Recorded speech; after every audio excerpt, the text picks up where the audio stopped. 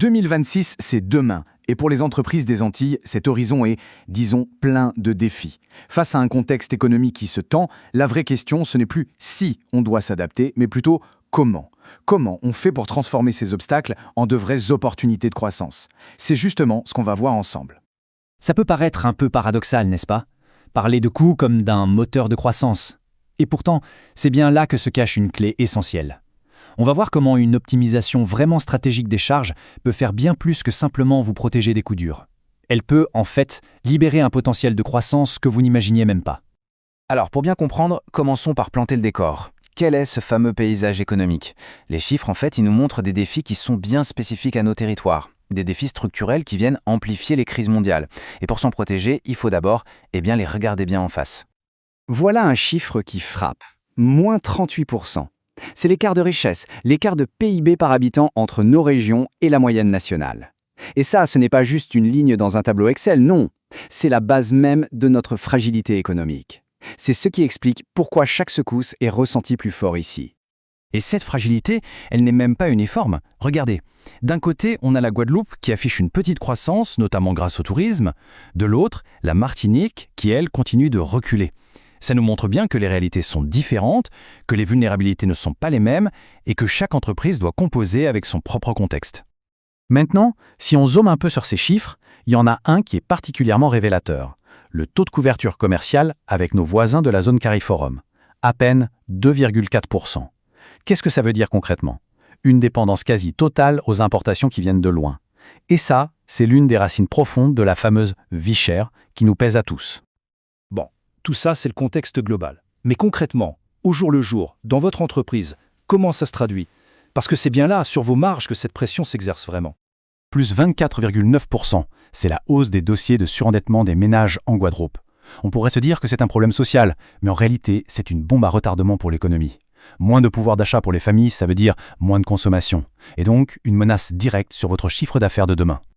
Et ça vous parle, n'est-ce pas, ces signaux d'alerte? Les marges qui s'érodent même quand le chiffre d'affaires tient bon, les négociations avec les fournisseurs qui deviennent de plus en plus dures, ces surcoûts logistiques qui viennent grignoter les bénéfices.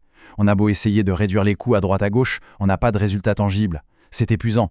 On a l'impression de se battre contre des moulins à vent. Et au cœur du problème, il y a un mécanisme bien local, l'octroi de mer. Le souci, ce n'est pas juste la taxe en elle-même, c'est son calcul.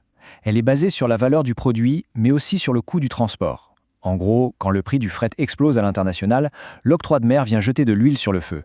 C'est un véritable multiplicateur d'inflation invisible, et il est redoutablement efficace.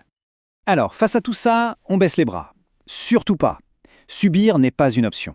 La clé, c'est de déplacer le curseur, d'arrêter de se focaliser sur ce qu'on ne contrôle pas, comme le frais mondial, pour se concentrer sur ce qui est à notre portée, nos propres coûts en interne. C'est là que se trouve notre véritable marge de manœuvre.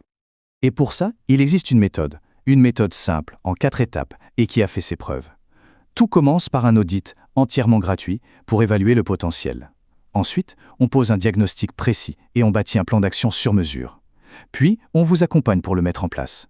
Et le point le plus important, le paiement se fait uniquement sur les résultats, c'est-à-dire sur un pourcentage des économies que vous réalisez vraiment.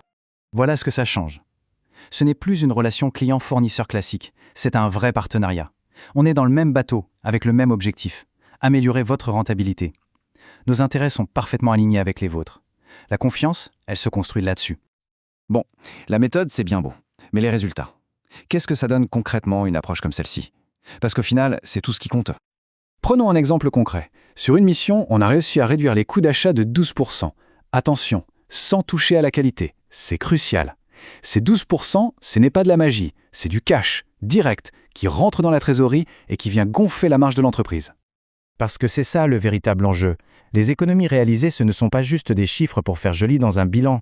C'est de l'oxygène, c'est de la trésorerie en plus pour traverser les coups durs, c'est du capital libéré pour investir, pour innover, bref, pour préparer sereinement l'avenir et renforcer sa compétitivité.